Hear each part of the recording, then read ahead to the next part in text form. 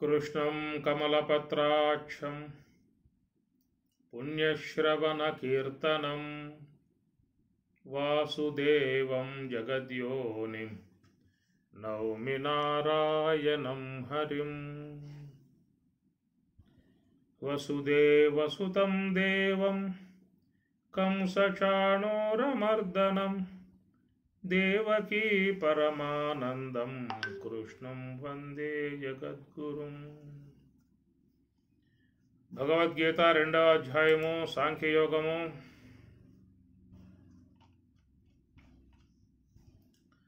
27వ శ్లోకము.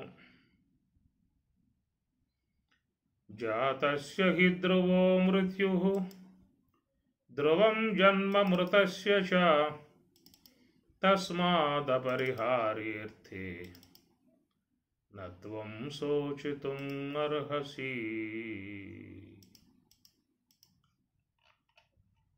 అవ్యక్తాదీని భూతాని వ్యక్తమధ్యాని భారత అవ్యక్త నిధనాన్యేవ తత్ర కా పరిదేవనా. జాతస్య హి ధ్రువో మృత్యుః ధ్రువం జన్మ మృతస్య చ తస్మాత్ అపరిహార్యే అర్థే న త్వం శోచితుం అర్హసి.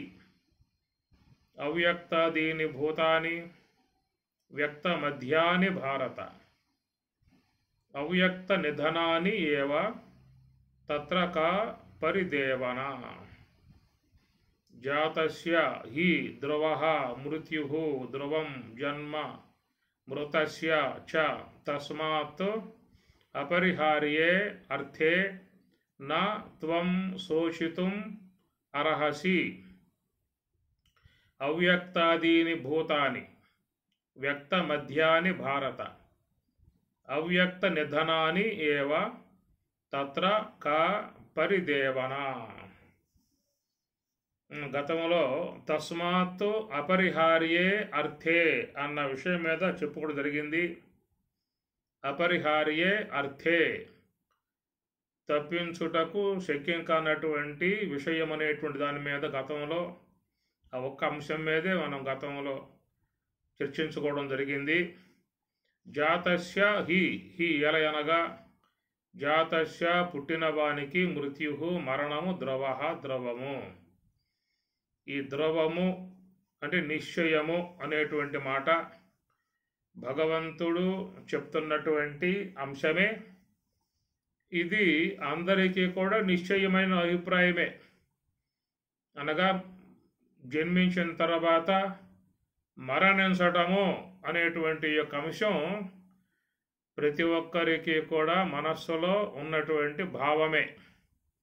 ఎవరు కూడా నేను శాశ్వతంగా ఉండేవాడిని అనేటువంటి మాట చెప్పే అవకాశాలేమి లేవు. అయితే ఏ పూట పోతామనేటువంటి విషయం మాత్రం తెలియదు, కానీ మొత్తానికి పోవటం మాత్రం ఖాయమయ్యా అనేటువంటిది మాత్రం అందరి మనసులలో ఉన్నటువంటి యొక్క అంశము.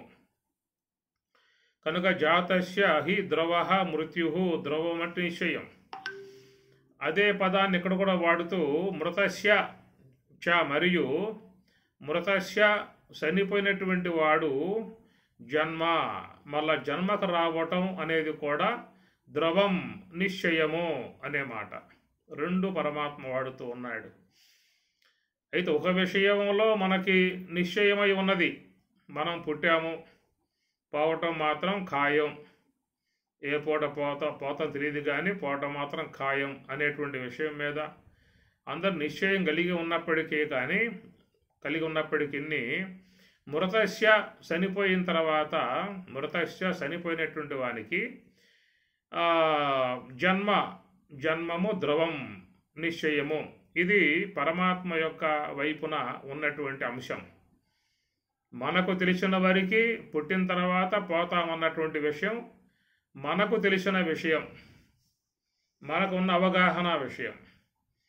మన కళ్ళ ముందు ఎంతోమంది అసువులు బాసిపోతూ ఉండటం కారణంగా అదే బాటలో అదే దోవలో మనం కూడా పోవాల్సి ఉందనేటువంటి విషయం అందరికీ మనసులో ఉన్న విషయమే.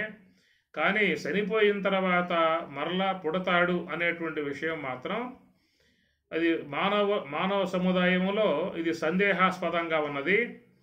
కానీ భగవంతుడు మాత్రం ఎక్కడ ధ్రువం ఆ నిశ్చయాభిప్రాయం చెబుతూ ఉన్నాడు.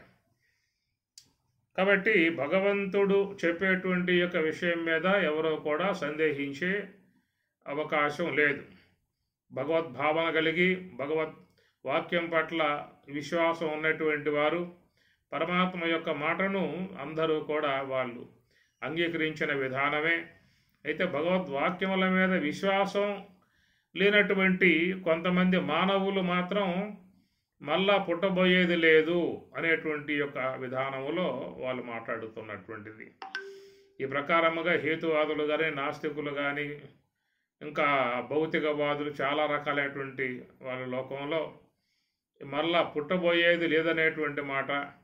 నాస్తికులు, హేతువాదులు, భౌతికవాదులు అనేటువంటి వాళ్ళే కాకుండా మనకి హైందవ ఇతర మతాలుగా ఉన్నటువంటి మరి క్రైస్తవ మహమ్మదీయ వాళ్ళు కూడా మరలా పుట్టేది లేదు అనేటువంటి విషయం మీద వాళ్ళు కూడా ఉన్నారు.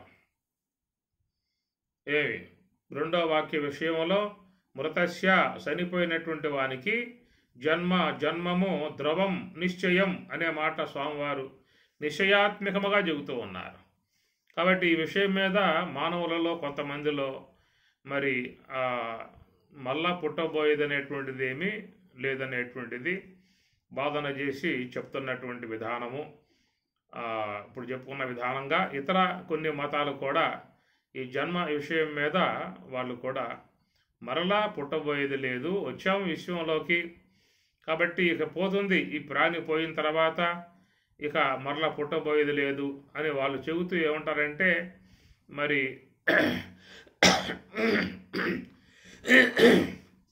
చనిపోయిన తర్వాత వాళ్ళ మతానుగుణ్యముగా ఒక పెట్టెలో ఆ దేహాన్ని ఇమిడ్చి ఆ పెట్టెతో కూడా భూమిలో పెట్టేస్తారు.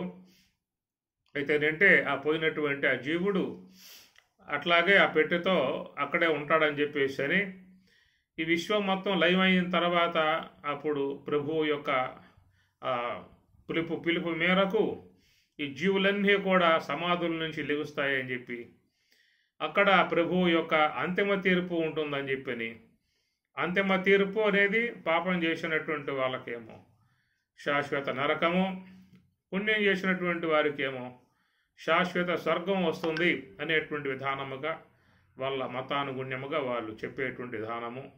కాబట్టి వాళ్ళు ఏంటంటే జీవితం వచ్చింది కాబట్టి, ఇంతకుముందు ఈ జీవితం వచ్చింది కాదు కాబట్టి, మళ్ళా రాబోయే కాలంలో మళ్ళీ వచ్చేదిగా లేదు కాబట్టి, మరి ఫస్టుగా వచ్చిన జీవితం కనుక దాన్ని మీరు సంతోషంగా ఆనందంగా యథేచ్ఛగా జీవించండి అనేటువంటిది మిగతా మతాల యొక్క అభిప్రాయములో. కాబట్టి వాళ్ళు ఈ సుఖభోగాలు అనేటువంటివి యథేచ్ఛగా పొందే విధానముగా వాళ్ళు ముఖ్యంగా ఉంటారు.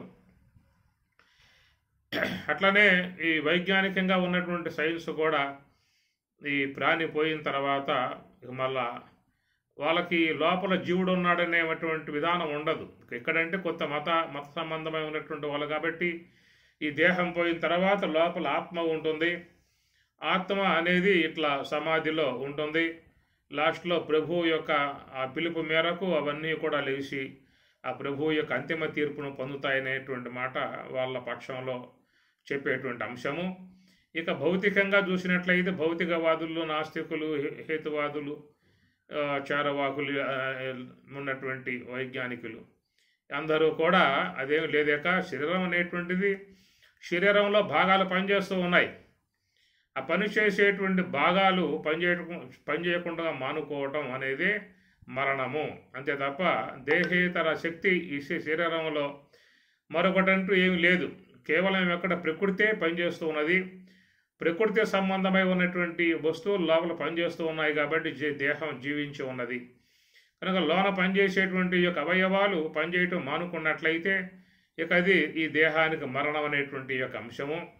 అందువల్ల భస్మీభూతస్య దేహస్య పునః ఆగమనం కుతః అనే మాట వాడతారు. భస్మీభూతస్య దేహస్య, ఈ దేహం కాస్త భస్మం అయిపోయిన తర్వాత పునః ఆగమనం, ఇంకా మిగిలి మళ్ళా వచ్చేదంటూ ఏమి లేదనేటువంటిది చేసేటువంటి వాదనలు లోకంలో నానా రకాలుగా ఒక్కొక్క సాంప్రదాయం ఒక్కొక్క రకంగా బోధిస్తున్నటువంటి విషయం. ఈ మరణము తర్వాత మరణానంతరం అనేటువంటి యొక్క అంశం మీద చాలా సిద్ధాంతాలు ఇవన్నీ కూడా వాదాలు చేస్తూ ఉన్నాయి. అనేక రకాలైనటువంటి యొక్క వాదాలు ఉన్నాయి. ఒక్కొక్క మతం ఒక్కొక్క సాంప్రదాయం ఒక్కొక్క విధానకాలుగా బోధిస్తున్నటువంటి విధానము. కాబట్టి జాతస్య హి ధ్రువో మృత్యు, మొదటి వాక్యానికి మాత్రం ఎవరో దీని మీద సందేహించే విషయం లేదు. నాస్తికులైనా ఆస్తికులైనా, ఇస్లామిక్ అయినా, క్రైస్తవులైన, హిందువులైన, బౌద్ధులైన, జైనులు, మిగతా నైయాయికులు, వైశేషికులు, నా రకాలే ఉన్నటువంటి అందరూ కూడా జాతస్య హి ధ్రువః మృత్యు, పుట్టినటువంటి వాడు మరణించటం అనేటువంటిది శిలాశాసనము తప్పనిసరిగా ఉన్నటువంటి విషయం అని చెప్పని, దీని విషయంలో మాత్రం ఎలాంటి తేడాలు ఏమీ లేవు. ఏ మతాలకైనప్పుడు కూడా ఏ తేడాలు లేవు. కాబట్టి పుట్టాము, వచ్చాము లోకంలోకి, రేపేమో వెళ్ళిపోతాం అనే విషయంలో ఎవరికి కూడా ఎలాంటి వాదోపవాదాలు లేవు, సందేహించటాలు లేవు, ఎలాంటి యొక్క చర్చనీయాంశాలు లేవు ఇక్కడ. ఈ రెండో వాక్యం కాడే ఇవన్నీ కూడా చేరి ఉన్నాయి. మృతస్య, చనిపోయినటువంటి వానికి, జన్మ ద్రవం అనేటువంటి మాట, ఇక్కడ ద్రవం అనేటువంటి మాట చెబుతూ ఉన్నారు. కాబట్టి ద్రవం అనేటువంటి మాట కాడ చాలామంది చేస్తున్నటువంటి విధానము. కాబట్టి ప్రకారముగా మరి పుట్టినవాడు పోవటం అనేటువంటిది ఖాయమైతే, పోయినవాడు తప్పనిసరిగా వస్తాడు అనేటువంటి విషయం మాత్రం ప్రగాఢముగా భగవద్గీత, ఉపనిషత్తులు, భాగవతము, భారతము అన్నీ కూడా ఈ విషయాన్ని గురించే ప్రతిపాదన చేస్తున్నటువంటి విధానము తప్పనిసరిగా పుట్టాల్సి ఉంటుంది అనేటువంటిది. అపరిహార్యార్థే మరొక వాక్యం కూడా తప్పింప శక్యం కానటువంటి విషయముగా చెబుతున్నటువంటి విధానం. కాబట్టి జాతస్య హి ధ్రువః మృత్యు, అయితే పుట్టినప్పటి నుంచి మరణ పర్యంతం వరకు ఉన్నటువంటి మనకు కాలమానం. అయితే జాతస్య అనగా పుట్టినటువంటి వానికి, మృత్యువు ధ్రువం అనే విషయంలో పుట్టుక, మరణము అనగా స్టార్టింగ్ పాయింట్, ఎండింగ్ పాయింట్ రెండు అన్నమాట ఇక్కడ.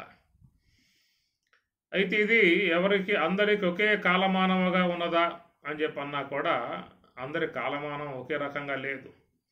శతమానం భవతు శతాయుహు అని ఆశీర్వాదం చేస్తూ ఉన్నాము. 100 ఏళ్ల కాలం పాటు జీవించమని చెప్పేసి అని కూడా శాస్త్రాలు బోధిస్తూ ఉన్నాయి. ఈశావాస్యం అయితే మరి ఆ యొక్క భగవంతుని చేతి ఇవ్వబడ్డటువంటి 100 ఏళ్ల కాలం జీవించమని చెప్పని ఈశావాస్యం 2వ మంత్రం బోధిస్తున్నటువంటి విధానం. కురవన్నేవేహ కర్మాణి జిజీవిషేత్ శతం సమాహ. కురవన్ ఏవ ఇహ కర్మాణి, ఈ లోకంలో నీ విధి విధానముగా ఏ కర్మలైతే ఉన్నాయో ఆ కర్మలను ఆచరిస్తూ జిజీవిషేత్ శతం సమాహ. సమాహ అనగా శతం 100 సంవత్సరాల కాలం పాటు నువ్వు జిజీవిషేత్ జీవింపగోరుము అన్నాడు. ఏవం త్వయి నాణ్యతేతోస్తి నకర్మ లిప్యతే నరే. ఈ ప్రకారంగా జీవించినట్లయితే నిన్ను ఆ కర్మలేవి కూడా అంటావని చెప్పని చెప్పేటువంటి యొక్క మంత్రం ఈశావాస్యం 2వ మంత్రం. ఇది మొత్తం అక్కడ 3 మంత్రాలు వస్తాయి. 3 కూడా మరి ఉత్తమాధికారి, మధ్యమాధికారి, అధమ అధికారిగా ఈ 3 అంశాలను ప్రస్తావిస్తూ వచ్చేటువంటి మంత్రాలు 3 కూడా. వాటిల్లో మధ్యలో ఉన్న మంత్రం ఇది, కురవన్ ఏవ ఇహ కర్మాని. ఇహ ఈ లోకములో కురవన్ ఏవ ఇహ కర్మాని, సమస్త కర్మలు ఆచరిస్తూ ఉండు. జిజీవిషేత్ శతం సమాహ, భగవంతుడు నీకు 100 ఏళ్ల కాలం జీవించేట్లుగా అనుగ్రహించి నేను ఈ లోకంలోకి పంపించాడు కనుక 100 ఏళ్ల కాలం జీవించు అన్నాడు. ఇంతవరకు బాగానే ఉన్నది. తర్వాత చెప్పినటువంటి యొక్క 2వ పాదంలో కొంచెం మనకి సందేహాస్పదంగా ఉన్నటువంటి అంశం అది. ఏవం త్వయి నా అన్యథా అస్తి నా కర్మ లిప్యతే నరే. ఈ విధముగా నువ్వు చేస్తూ ఉన్నట్లయితే నిన్ను ఆ కర్మలు ఏవి కూడా అంటవు అని చెప్పనే మాట వాడతాడు. కానీ ఇక్కడ కొంత మరి విచారించాల్సినటువంటి యొక్క అంశములు మనకి మంత్రంలో ముఖ్యంగా ఉంటాయి. ఎందుకంటే పై పై పాదం వరకు నీకు 100 ఏళ్ల కాలం పాటు భగవంతుడు ప్రసాదించాడు, దాన్ని మంచిగా జీవించు అన్నంతవరకు బాగానే ఉన్నది. కాబట్టి ఆ విధంగా మరి 100 ఏళ్ల కాలం పాటు జీవించే విధానంగా ఉన్నప్పుడు ఏ కర్మలైతే ఆచరిస్తూ ఉన్నాడో ఆ కర్మల యొక్క సంబంధమై ఉన్న ఫలితాలు తప్పనిసరిగా జీవుణ్ణి పట్టే అవకాశాలే ఉన్నాయి. ఎందుకంటే జీవులు చేసే కర్మలు, ఆ కర్మ సంబంధమై ఉన్నటువంటి ఫలితాలు తప్పనిసరిగా మరి ఆ జీవుణ్ణి పట్టుకుంటాయి, పుణ్యపాపాలు పట్టుకుంటాయి. తాను జీవించే జీవితం చాలా మరి దోషభూయిష్టముగా ఉంటుంది. ఎంత మనం మంచిగా జీవిస్తున్నామని చెప్పి అనుకున్నా కానీ దాని నుంచి ఏదో కొంత మనకి ఈ దోషాలు లాంటివన్నీ కూడా సంక్రమిస్తూ ఉన్నాయి, వస్తూ ఉన్నాయి.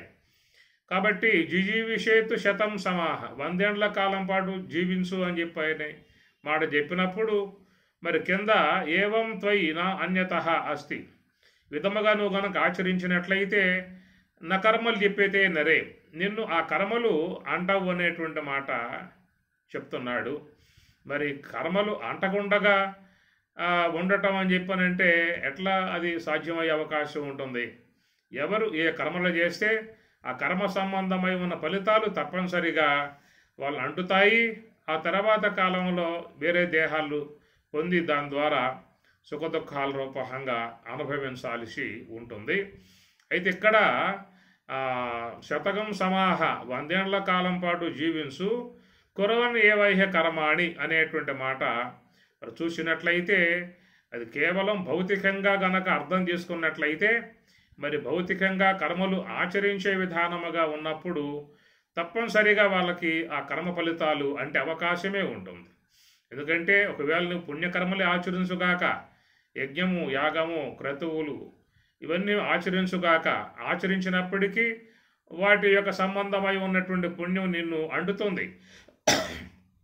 సత్కర్మలు ఆచరిస్తే సత్కర్మల సంబంధమై ఉన్నటువంటి యొక్క పుణ్యం తప్పనిసరిగా నిన్ను చేరుతుంది, నిన్ను అంటుతుంది. అదే దుష్కర్మలుగా చేసినట్లయితే అవి కూడా నేను ఆ యొక్క పాపరూపముగా అంటే అవకాశం ఉంటుంది. ఈ విధముగా చేసినట్లయితే నిన్ను ఆ యొక్క కర్మ ఫలితాలు నిన్ను అంటవు అని చెప్పి అన్నాడు అని చెప్పనంటే అది కేవలం మనం చూసినట్లయితే ధ్యాన సంబంధమై ఉన్నటువంటి అంశమును మాత్రం గ్రహించినట్లయితే ఈ శ్లోకానికి సరైనటువంటి యొక్క అర్థం మనకి అవగాహనలోకి వచ్చే అవకాశం ఉంటుంది. కేవలం వ్యావహారికమునకు మాత్రమే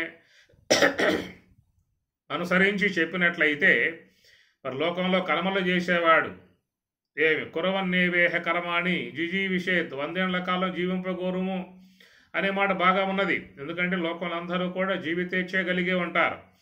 కాబట్టి భగవంతుడు కూడా 100 ఏళ్ల కాలం పాటు జీవించే విధానంగా జీవన పరిధి ఏర్పాటు చేసే ఉన్నాడు. అందువల్ల 100 ఏళ్ల కాలం జీవింపగోరం అనేటువంటి యొక్క మాటలో అందరికీ ఉన్నటువంటి అపేక్ష కాబట్టి ఆ మాట చెప్పడంలో ఎలాంటి యొక్క ఆక్షేపం దాంట్లో ఏమి లేదు. అయితే కురవన్నేవేహ కర్మాణి, కర్మలు ఆచరిస్తూ నువ్వు జీవించు అని చెప్పి అన్నాడు. అయితే కర్మలు ఆచరిస్తూ జీవించు అనేటువంటి మాట పెద్దగా చెప్పాల్సిన అవసరం లేదు.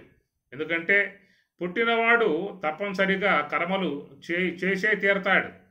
ఈ మాట గీతలో కూడా వచ్చింది మనకి 3వ అధ్యాయంలో.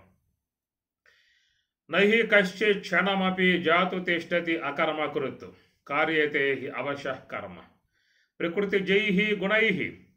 లోకంలో మానవులు కర్మలు చేయకుండగా ఒక క్షణకాలం కూడా ఉండే పరిస్థితి లేదు అని చెప్పని అన్నాడు. క్షణమపి జాతు తిష్టతి అకర్మకృతో, కర్మ చేయకుండా ఎవడో కూడా క్షణకాలం కూడా ఉండే అవకాశాలు లేవు అని. ఎందుకంటే మరి ఈ యొక్క ప్రకృతి జైహి గుణైహి, ప్రకృతి వల్ల పుట్టినటువంటి గుణైహి, గుణములకు అందరూ కూడా వశులై ఉన్నారు. అనగా సాత్విక, రాజసిక, తామసిక, ఈ 3 గుణాలకు లోబడి ఉన్నటువంటి వాడు జీవుడు. అందువల్ల తప్పనిసరిగా కర్మలు చేయాల్సే ఉంటుంది. గుణములకు అతీతమై ఉన్నటువంటి వాడు దేవుడు, ఈశ్వరుడు.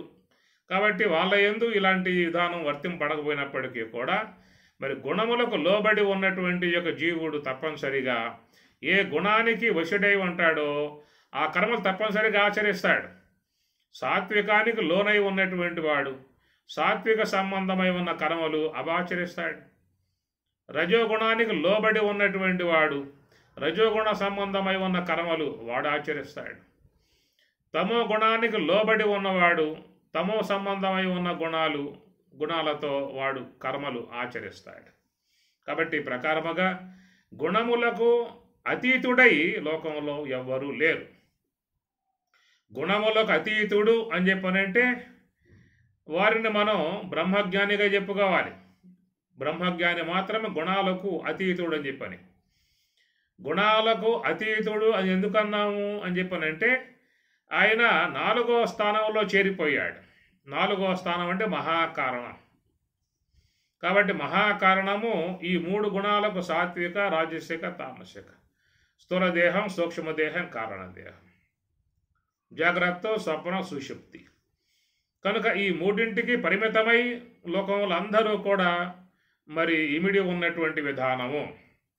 కాబట్టి స్థూలదేహంతో ఉంటాం, లేదా సూక్ష్మదేహంతో స్వప్న వ్యవహారం చేసుకుంటూ ఉంటాం, లేదా కారణదేహంతో ఉండి మరి సుషుప్తి అందు నిమగ్నమై ఉంటాం. ఆ సుషుప్తి వీడితే తిరిగి మరల జాగ్రత్త అవస్థకు వస్తాం. ఇది లోకములో సకల మానవులు అన్ని దేశాలలో, భారతదేశంలో అన్ని దేశాలలో అన్ని మతాలు, ఒక మతం కాదు, ఈ మతములన్నీ కూడా మనస్సు వల్ల ఏర్పడేటువంటివి, మనోకల్పితములై ఉన్నటువంటివి ఈ మతాలన్నీ కూడా. కాబట్టి మతాలకు అతీతముగా ఉన్నటువంటి వాడు మానవుడు. కాబట్టి మానవుడు అనబడేటువంటి వాడు ఏ మతాన్ని పులుముకొని విశ్వంలోకి రాలేదు. విశ్వంలోకి వచ్చాక మానవుడు ఈ యొక్క మనిషి యందు ఈ మతాలని పులిమాడు, మతమని ముద్ర వేశాడు. కాబట్టి దీంట్లో ఈ మతములు అనబడేటువంటి వాటికంటే మానవుడు అనబడేటువంటి వాడే ప్రధానము. కాబట్టి అట్టి ఆ మానవుడు మరి ఈ గుణములకు లోబడే ఈ విశ్వంలోకి వచ్చిన విధానము. కనుక లోన ఉన్న జీవుడు గుణాలకు బద్ధుడై ఉన్నటువంటి విధానము. గుణాతీతత్వము అని చెప్పాల్సి వస్తే మనకి భగవద్గీత 14వ అధ్యాయం గుణత్రయ విభాగ యోగం అయితే 15వ అధ్యాయం మరి పురుషోత్తమ ప్రాప్తి యోగం అనే మాట మీకు మనకి చాలా స్పష్టముగా విషయాన్ని తెలియజేస్తూ ఉన్నది. కనుక 14వ అధ్యాయంలో గుణత్రయములు అని చెప్పనని, 15వ అధ్యాయంలో పురుషోత్తమ ప్రాప్తి యోగం అని, గుణములు దాటిన తర్వాత ఉండేది పురుషోత్తమ ప్రాప్తి యోగం అనేటువంటి మాట చెప్పకనే మనకు ఆ యొక్క 2 అధ్యాయాలు కూడా విషయాన్ని చెప్తూ ఉన్నాయి. కాబట్టి ప్రకారముగా మరి లోన ఉన్నటువంటి యొక్క జీవుడు అనగా సకల జీవుడు లేదా సకల జీవులు, విశ్వంలో సకల జీవులు కూడా మరి ఈ 3 గుణాలకు లోబడి ఉండటం కారణంగానే మరి క్షణమపి జాతు తిష్టతి అకర్మ కృతు అని చెప్పనే మాట వాడాడు. క్షణకాలము కూడా కర్మ చేయకుండా ఏ ప్రాణి కూడా, ఏ జీవుడు కూడా లేడు అని చెప్పని. కాబట్టి అవశః ఆ ప్రకృతికి వశుడై వాడు వ్యవహరిస్తున్న విధానం కాబట్టి, గుణములకు బద్ధుడై వ్యవహరిస్తున్న విధానం కాబట్టి ప్రకారముగా జీవితం ఉన్నంతకాలం మానవులు ఏదో కర్మరాశిలోనే మునిగి ఉంటారు, ఈ 3 గుణాలకు లోబడి ఉండటం కారణంగా. అయితే లోకం మరి కొంతమంది సాత్వికం ప్రధానంగా కలిగి కర్మలు చేసేవాళ్ళుగా ఉంటారు. కొంతమంది రజోగుణానికి లోబడి, రజోగుణం యొక్క ప్రకోపాలకు లోబడి తత్సంబంధమైన గుణాలతో మిళితమై కర్మలు ఆచరించే వాళ్ళుగా ఉంటే, మరికొద్దిమంది జీవులు తమో గుణానికి పూర్తిగా వశులై ఈ తమో సంబంధ స్వభావములు కలిగి తమో సంబంధమై ఉన్న గుణాలతో మిళితమై కర్మలు ఆచరించే విధానంగా ఉన్నది. కాబట్టి ఈ ప్రకారం కర్మలు ఆచరించే విధానముగా జీవులు ఉన్నప్పుడు ఏవం త్వయి నా అన్యతః అస్తి న కర్మ లిప్యతే నరే, ఈ విధముగా నువ్వు చేసినట్లయితే కర్మలకు అంటవు అని చెప్పనే మాట చూసినట్లయితే దాంట్లో ఉన్నటువంటి యొక్క సారస్వత విషయం ఏంటంటే అది మహాకారణానికి సంబంధించిన అంశము మనం గ్రహించుకోవాల్సి ఉంటుంది. ఏవం ఈ ప్రకారముగా త్వయి నీయందు నా అన్యత మరొకటి నా అస్తి, ఈ ప్రకారంగా నువ్వు ఉన్నట్లయితే నిన్ను కర్మలు అంటవు అనేటువంటి యొక్క ఆ మాటలో అంతర్గతముగా ఉన్నటువంటి యొక్క అంశాన్ని మనం గ్రహించినట్లయితే అది కేవలం మహాకారణమునందు మరి ప్రయాణం చేసేటువంటి యొక్క ఆ అంశానికి చేరినటువంటి విషయం మనం గ్రహించుకోవాలి. ఆ మహాకారణములో ఉండి నివృత్తి మార్గ విధానముగా పోయేటువంటి వాడు మాత్రమే ఇక ఏ కర్మలకు వాడు అంటే అవకాశం అనేటువంటిది ఉండదు అని చెప్పారు. కాబట్టి కురవన్ ఏవ ఇహ కర్మ అని జిజీవిషేత్ శతం సమాహ అనేటువంటి మాట మరి భౌతికముగా ఉన్న కర్మలు ఆచరించే అంశం ఒకటి, రెండవది పారమార్థికమై ఉన్న కర్మలు ఆచరించే అంశం ఒకటి, రెండు మనం ఇక్కడ పరిగణన తీసుకోవాల్సి ఉంటుంది. భౌతిక సంబంధముగా ఉన్నటువంటి వాడు మరి ఈ 3 దేహాలకు 3 గుణాలకు లోబడి కర్మలు ఆచరించే విధానం కాబట్టి కనుక సాత్విక సంబంధముగా ఉండి సాత్విక సంబంధ కర్మలు ఆచరించేవాడైనా, రజోగుణానికి లోబడి రజో సంబంధమైన కర్మలు ఆచరించే వాళ్ళైనా, తమో గుణానికి లోబడి తమో గుణ సంబంధమైన కర్మలు ఆచరించే వాళ్ళైనా. ఎందువల్లంటే లోబడి ఎందుకు మాట వాడుతున్నాం అని చెప్పనంటే వాడు జీవుడై ఉన్నాడు. దేవుడై ఉంటే ఆ మాట వాడే అవకాశం లేదు. కనుక దేవుడై ఉన్నటువంటి వాడు గుణాలని వాడుకుంటారు, కానీ జీవుడై ఉన్నటువంటి వాడు గుణాలకి లోబడి ఉంటాడు, బద్ధుడై ఉంటాడు. అందుచేత మరి ఆ యొక్క జీవుల యందు ఉన్న సంస్కారాన్ని బట్టి ఈ ప్రకారముగా సాత్వికానికి లోబడి వాళ్ళు సాత్విక సంబంధమైన కర్మలు ఆచరిస్తారు, రజోగుణానికి లోబడి రజో సంబంధమైన కర్మలు ఆచరిస్తారు, తమో గుణానికి లోబడి తమో గుణ సంబంధమైన కర్మలు వాళ్ళు ఆచరించే విధానం ఉంటుందన్నమాట. కాబట్టి సాత్విక సంబంధమై ఉండి చేసినా, రజోగుణ సంబంధమై ఉండి చేసినా, తామసిక సంబంధమై ఉండి చేసినా కానీ వాటి సంబంధమై ఉన్నటువంటి ఫలితాలు తప్పనిసరిగా వాడిని అంటే తీరతాయి. నకర్మ లిప్యతే నరే అనే మాట అక్కడ వాడే అవకాశం లేదు. వ్యవహారంలో జీవనం చేస్తూ వ్యవహారంలో కర్మలు ఆచరిస్తూ నిన్ను ఆ కర్మలు అంటవు అని చెప్పి అన్నట్లయితే మరి లోకంలో అందరూ కూడా మరి మోక్షార్హులుగా చెప్పాల్సి ఉంటుంది. అయితే ఇక్కడ దీనికి ఏంటంటే కొంతమంది చెప్పే మాట, కర్మలు ఆచరించే విషయంలో ఎవరైతే ఫలాపేక్షరహితముగా కర్మలు ఆచరిస్తారో ఆ ఫలాపేక్షరహితముగా కర్మలు ఆచరించేటువంటి వారికి మాత్రమే నలిప్యతే నరే, ఆ కర్మ ఫలితములు వాళ్ళని అంటవు అనేటువంటి మాట కూడా వాడతారు. అసలు ఎక్కడ చూసినట్లయితే ఫలాపేక్షరహితముగా కర్మలు ఆచరించే అవకాశం లోకంలో ఎవరికీ లేదు. ఎందుకంటే ఫలాన్ని అపేక్షించే ఏ కర్మైనా కానీ చేయటం లాంటిది ఉంటుంది. ఫల అపేక్ష లేకుండా కర్మారంభం అనేటువంటిది ఉండదు. ఫల అపేక్ష కలిగే కర్మ ఆరంభం అనేటువంటిది ఉంటుందన్నమాట. కనుక ఫలాపేక్ష రహితముగా కర్మలు ఆచరించండి అనేటువంటి మాట చాలామంది చాలా సునాయాసముగా చాలా అందముగా ఆ పదాన్ని వాడుతూ ఉంటారు. అసలు ఆ మాట చెప్పే వాళ్ళకన్నా సాధ్యం అవుతుందా? చెప్పే వాళ్ళకు కూడా సాధ్యం కాదు. ఎందుకంటే వాళ్ళు చేసే కర్మలు కూడా ఏదో ఫలితాన్ని ఆశించే మరి కర్మలు ఆచరించడం ఉంటుంది తప్ప ఫలాపేక్ష లేకుండా కర్మ అనేది ఎవరో కూడా ఆరంభం చేసే అవకాశం లేదు. కాబట్టి ప్రకారముగా ఆ ఫలాపేక్ష రహితముగా కర్మలు ఆచరించేవారు అనేటువంటి మాటలో మరొక అర్థం మనం గ్రహించుకోవచ్చు. ఏమిటని చెప్పానంటే ఫలాపేక్ష రహితముగా కర్మలు ఆచరించండి అనేటువంటి మాట కాడ అయ్యా లోక హితార్థముగా మీరు కర్మలు ఆచరించండి అన్నటువంటి యొక్క అంశాన్ని కొంతవరకు తీసుకుంటే సరిపోతుంది అన్నమాట. లోక హితార్థమై లోకం సమస్త మానవాళి క్షేమార్థమై కర్మలు కొన్ని సుకృత విధానముగా ఆచరించండి అని చెప్పనే మాట. అట్లా చేసినప్పటికీ కూడా దాని ద్వారాగా కూడా నీకు సుకృతము అనేటువంటి ఫలితం తప్పనిసరిగా వచ్చే తీరుతుంది. లోక హితార్థమై జనుల హితార్థమై పరుల ఉపకారార్థమై ఆచరించేటువంటి యొక్క సత్కర్మలు మంచి కర్మలు ఏవైతే ఉన్నాయో ఆ విధంగా చేసేటువంటి వారిని తప్పనిసరిగా సంబంధమైన పుణ్యం అంటే తీరుతుంది. నలిప్యతే అనే మాట వాడటానికి అవకాశం లేదు. కనుక సాత్విక సంబంధమై దైవ సంబంధమై లోకహిత సంబంధమై కర్మలు ఆచరించినా కానీ తత్సంబంధమైన సుకృతం నిన్ను అంటే తీరుతుంది. ఇతరుల హీనమై ఉన్న కర్మలు ఆచరించేటువంటి వాళ్ళ కర్మలు కూడా వాళ్ళు తప్పనిసరిగా అంటే తీరుతుంది. అయితే ఇక్కడ మరి లోక హితార్థమై ఉన్నటువంటి విధానములో కర్మలు ఆచరించేటువంటి వాళ్ళకి ఆ ఫలితములు అంటవు అనే మాట, లేదా లోక వినాశనానికై లోకాన్ని పీడిస్తూ చేసే కర్మలు ఏవైతే ఉన్నాయో అవి మాత్రమే అంటుతాయి అనేటువంటి మాట కూడా నిషేధించి చెప్పే అవకాశం లేదు. అది ఏ కర్మైనా కానీ సుకృతకరమైన దుష్కృతకరమైన ఈ రెండు కూడా తప్పనిసరిగా జీవుణ్ణే చేరే అవకాశం ఉంటుంది తప్ప అంటగుండగా ఉండే అవకాశాలు లేవు. యజ్ఞములు చేయి, యాగములు చేయి, పూజలు చేయి, దాన ధర్మాలు చేయి, లోకహితార్థముగా వ్యవహరించు. నువ్వు ఏ కర్మ చేసినప్పటికీ కూడా ఆ కర్మ సంబంధమై ఉన్న ఫలితం వాడిని అంటే తీరుతుంది. లేక లోకాలను బాధించి, వేధించి, హింసించి మరి హీనముగా ప్రవర్తించేటువంటి వాళ్ళ సంబంధమై ఉన్న కర్మ కూడా తప్పనిసరిగా వాళ్ళని అంటే తీరుతుంది.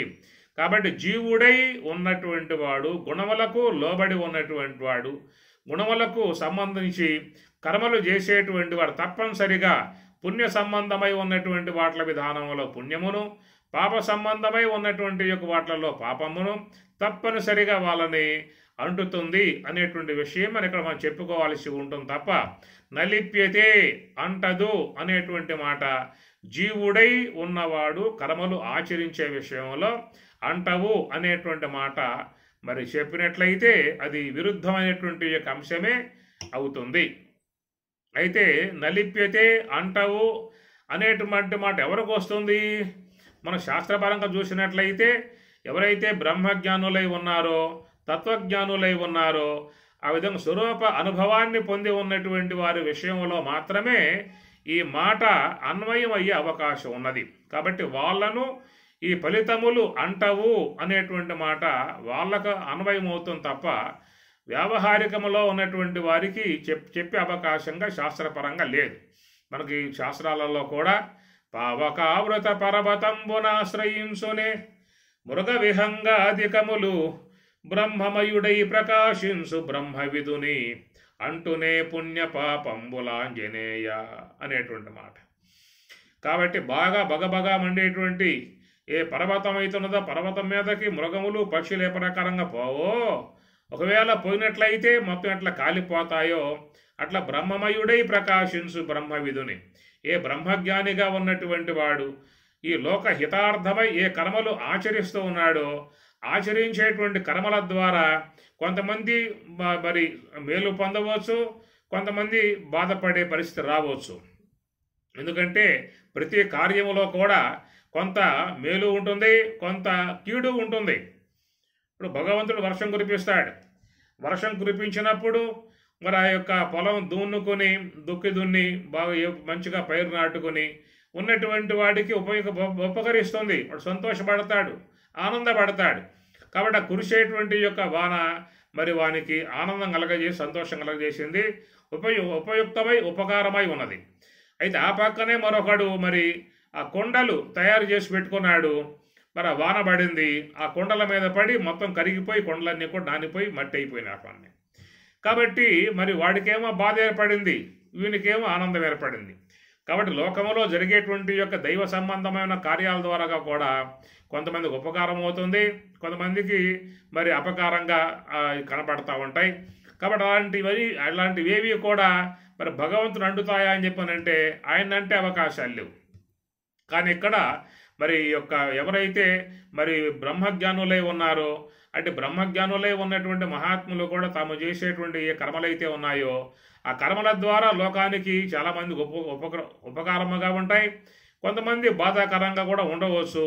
కానీ ఆ రెండింటి యొక్క సంబంధమైన ఫలితాలు అనేటువంటివి బ్రహ్మవేత్తలకు అంటవు అనేటువంటి మాటగా రామచంద్రుడు ఆంజనేయ స్వామితో మరి ఉదాహరణ చెప్పుకొస్తూ, బాగా మండేటువంటి యొక్క పర్వతం మీదకి ఎట్లయితే పక్షులు మృగాలు పోయినట్లయితే ఎట్లా కాలిపోతాయో అట్లాగా బ్రహ్మ జ్ఞానముతో ప్రకాశించేటువంటి యొక్క బ్రహ్మవేత్తను ఈ పుణ్య పాపములు అంటవు అని చెప్పని, ఒకవేళ వాళ్ళు చేసే కర్మల ద్వారా వచ్చేటువంటి యొక్క ఆగామి కర్మగా వచ్చేదేమన్నా లోన పడ్డప్పటికీ కూడా ఆ మొత్తం బ్రహ్మ జ్ఞానాగ్ని ద్వారా కాలిపోయే విధానం. కాబట్టి నలిప్యతే నరే, కాబట్టి అట్టి నరుడు అట్లను అంటాడు అనేటువంటి యొక్క మాట చెప్పుకున్నప్పుడు అది బ్రహ్మజ్ఞాని యొక్క విషయంలో మనం అన్వయం చేసుకోవాలి తప్ప సామాన్య మానవుల విషయంగా అక్కడ ఆ మంత్రాన్ని అన్వయం చేసుకునే అవకాశాలు లేవు. కాబట్టి ప్రకారముగా ఏవం త్వయి నా అన్యథా అస్తి నా కర్మ లిప్యతే నరే, కాబట్టి ప్రకారముగా మరి కురవన్నేవేహ కర్మాని, మరి ఆ కర్మలను చక్కగా ఆచరించుము అనేటువంటి మాట కూడా ఇటు భౌతికముగా ఉన్న కర్మలు ఒక అంశమైతే అటు పారమార్థికముగా ఉన్నటువంటి కర్మలు రెండో అంశమవుతుంది. అనగా వేదం యొక్క పూర్వ భాగం చెప్పేటువంటి వైదిక సంబంధమై ఉన్న కర్మలు, లేదా లోక సంబంధమై ఉన్న కర్మలు అనే అంశం అక్కడ వస్తుంది. రెండవది నివృత్తి మార్గం యొక్క సంబంధం ఉన్న ఉపనిషత్తులు బోధించేటువంటి తాత్విక సంబంధమై ఉన్నటువంటి కర్మలు అనేటువంటి అంశం వస్తుంది. కాబట్టి ఇక్కడ మరి ఈ యొక్క వైదిక సంబంధమై ఉన్న యజ్ఞయాగాదులు కర్మలు ఆచరించినా కానీ, లేక లోక సంబంధమై ఉన్న కర్మలు ఆచరించినా కానీ, ఆ రెండింట్ల ద్వారా జీవులకు కర్మ ఫలితాలు తప్పనిసరిగా అంటే అవకాశమే ఉంటుంది. కానీ రెండోదగు మరి వేదం ఉత్తర భాగం బోధించేటువంటి ఉపనిషత్తులు బోధించేటువంటి యొక్క మార్గ విధానములో, నివృత్తి మార్గ విధానంలో కర్మను ఆచరించేటువంటి వారు దాని ద్వారా వారు స్వరూపానుభవాన్ని పొందే అవకాశం ఏర్పడుతుంది. అనగా ఇక్కడ చేయాల్సిన కర్మలు ఏమిటని చెప్పానంటే నివృత్తికి సంబంధించినటువంటి కర్మ సముదాయాన్ని ఆచరించాల్సి ఉంటుంది. దీనికి మనం చూసినట్లయితే భగవద్గీత 18వ అధ్యాయం చరమ శ్లోకాన్ని మనకు తీసుకోవచ్చు కొంతవరకు. సర్వధర్మాన్ పరిత్యజ్య మామేకం శరణం వ్రజ అహం త్వా సర్వపాపేభ్య మోక్షయిష్యామి మా శుచః. సర్వధర్మాన్ పరిత్యజ్య, సర్వధర్మాన్ సమస్త ధర్మలను పరిత్యజ్య వదిలిపెట్టి మాం ఏకం శరణం వ్రజ, నన్నొక్కడనే నువ్వు ఆశ్రయించినట్లయితే నువ్వు ఆ యొక్క కర్మల నుంచి విడబడతావు, సమస్త పాపాల నుంచి నువ్వు రక్షింపబడతావు, దాని ద్వారా నీకు మోక్షం అనేటువంటిది ప్రాప్తిస్తుందనేటువంటి మాట. కాబట్టి ఈ శ్లోకం చూసినట్లయితే భౌతికముగా బాహ్యముగా అన్వయం చేసే ప్రయత్నం చేస్తారు, కానీ ఈ బాహ్యముగా చెప్పినట్లయితే నీకు పూర్ణ అర్థం వచ్చే అవకాశం లేదు. సర్వధర్మాను పరిత్యజ్య అని చెప్పానంటే అది ఆ యొక్క వ్యవహార విధానాలలో పొసిగే అవకాశం కాదు. ఎందుకంటే ఇది కేవలం మోక్ష సంబంధమై ఉన్నటువంటి యొక్క అంశం ఇది. ఎందుకంటే మనకు ఆ శ్లోకంలోనే మాం ఏకం శరణం వ్రజ అన్నాడు. మాం అంటే నేను, నన్ను, శరణం రజ ఏకం, మాం ఏకం నన్ను ఒక్కడనే. ఆ ఒక్కడే అనేటువంటి మాట దేనికి వస్తుంది అర్థం అంటే భగవంతుడు బ్రహ్మము, ఏకం అద్వితీయం బ్రహ్మ. ఏకం అద్వితీయం బ్రహ్మ, ఏకమై ఉన్నటువంటి యొక్క వస్తువు బ్రహ్మం. కాబట్టి భగవంతుడు కూడా మొదటి నుంచి ఆయన గారు నేను బ్రహ్మము అనే విషయమే చెప్పుకొస్తూ ఉన్నాడు. నన్ను కేవలం కొంతమంది అజ్ఞానముతో దేహముగా భావించుకుంటూ ఉన్నారు. అది కేవలం అబుద్ధయ, సరైనటువంటి జ్ఞానం లేకపోవడం వల్ల ఆ విధంగా వాళ్ళు భావించుకుంటూ ఉన్నారు. సమస్త జీవులకు నేను అధినాయకుడను అనేటువంటి విషయం తెలియక నన్ను ఒక దేహం గలవాడిగా, ఆపదలు పొందేవాడుగా నన్ను భావిస్తూ ఉన్నారని చెప్పని ఒక చోట స్వామివారే కొంత దాన్ని విషయమై ఆక్షేపణ లేవదీస్తాడు. అవ్యక్తం వ్యక్తిం ఆపన్నం మన్యంతే మాం అబుద్ధయ పరంభావం అజానంత. పరంభావం, పరం అంటే అది పారమార్థికమై ఉన్నటువంటి యొక్క బ్రహ్మం. ఆ పరంభావం అజానంత తెలియకపోవడం వల్ల వాళ్ళు అజ్ఞానంలో ఉండి దేహమే తానుగా భావించుకొని నన్ను కూడా దేహముగా భావిస్తూ ఉన్నారు. తాము ఏ యొక్క ఆపదలు పొందుతూ ఉన్నారో అలాంటి ఆపదలు నాకు కూడా వచ్చినట్లుగా భావిస్తూ ఉన్నారని చెప్పని ఆయన గారు ఆ శ్లోకంలో కొంత నిరసన చేస్తారు. కనుక తన విషయముగా చెప్పినప్పుడు నేను కేవలం ఈశ్వరుణ్ణి అని చెప్పనే మాట వాడతాడు ఒకసాట. నేను కేవలం బ్రహ్మమును అనే మాట కూడా ఆయన చెప్పుకొస్తాడు. చాతుర్వర్ణ్యం మయా సృష్టం గుణకర్మ విభాగశ తస్య కర్తారం అపి మాం విద్ధి అకర్తారం అన్న మాటలలో తస్య కర్తారం, నన్ను కర్తగా నువ్వు భావించినప్పటికీ కూడా అనే మాటలో ఈశ్వరుడు అనే అర్థం వస్తుంది. అకర్తారం విద్ధి అనే మాటలో నేను కేవలం శుద్ధ బ్రహ్మమును అనే అర్థం వస్తుంది అన్నమాట. కాబట్టి మాయా సమన్వితుడై ఉన్న విధానంలోనేమో ఈశ్వరుడు, మాయా అతీతముగా ఉన్న విధానంలోనేమో అకర్త అనగా శుద్ధ బ్రహ్మం అన్నమాట. అహం బ్రహ్మణ ప్రతిష్ట అని కూడా చెప్పుకొస్తాడు. నేను కేవలం బ్రహ్మస్వరూపం అని చెప్పని అంటాడు చోట. కాబట్టి ఈ ప్రకారముగా మాం ఏకం అని చెప్పన్నప్పుడు స్వామివారి యొక్క మాటలు గ్రహించినట్లయితే అక్కడ ఆయన గారు ఏకం అనే మాట బ్రహ్మమునికే వర్తిస్తుందన్నమాట. మాం ఏకం శరణం రజ, నన్ను ఆశ్రయించు అని చెప్పనంటే ఉపనిషత్ సంబంధమై ఉన్నటువంటి విధానాలలో నివృత్తి మార్గ విధానముగా మనస్సుని నివృత్తి మార్గంలో ప్రయాణం చేయించటము. ఎందుకంటే ఇంద్రియముల ద్వారా బయటకు పోతే సాకారమై ఉన్నటువంటి యొక్క వస్తువు చేరతావే తప్ప నిరాకారమై ఉన్న వస్తువు చేరే అవకాశం లేదు. కనుక ఇంద్రియముల యొక్క ఆశ్రయం ఒక అంశం అయితే హంస యొక్క ఆశ్రయం రెండో అంశం అవుతుంది.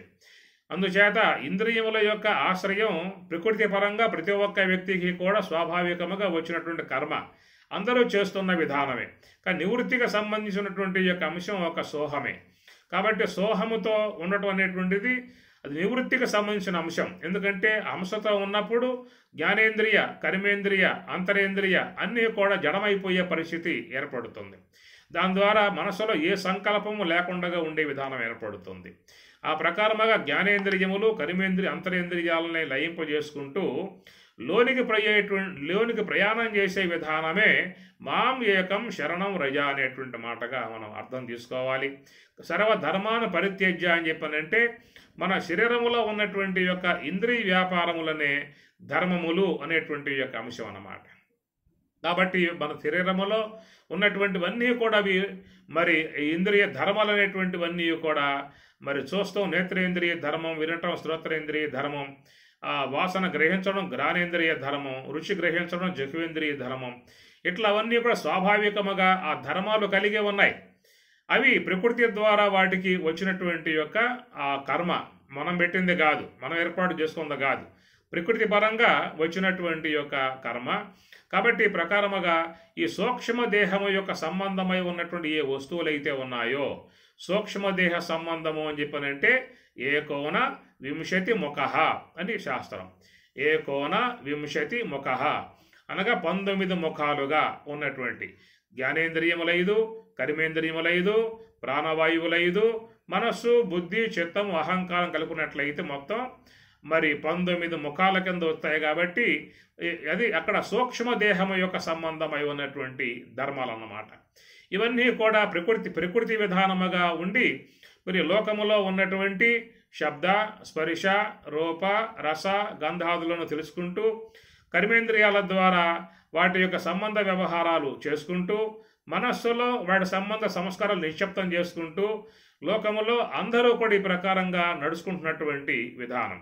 కాబట్టి ఇక్కడ ఏంటంటే కేవలం నీకు సూక్ష్మ దేహము యొక్క సంబంధమై ఉన్నటువంటి ఏ ధర్మాలైతే ఉన్నాయో వాటితో మనము ఇంద్రియ వ్యాపారముతో మరి లోక వ్యవహారాన్ని సిద్ధింపజేసుకోవటానికి నిరంతరముగా అందరూ కూడా మరి పాటుపడుతున్నటువంటి విధానమే.